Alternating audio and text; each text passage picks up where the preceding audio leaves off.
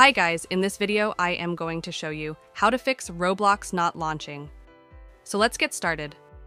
The first thing you have to do is press Window button and search for Roblox, then right-click on it and uninstall it.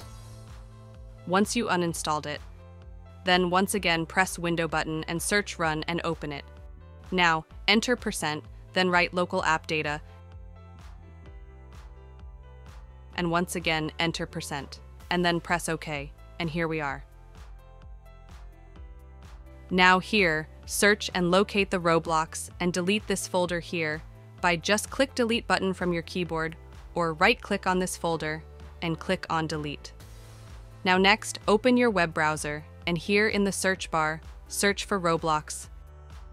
And here you find the option Download. Click on it, and then click on Download Window App, and your Roblox app was downloaded automatically. Then just go to that folder where you download it and installed it. Once you installed it, before launching Roblox, first restart your PC or laptop and then launch your Roblox app.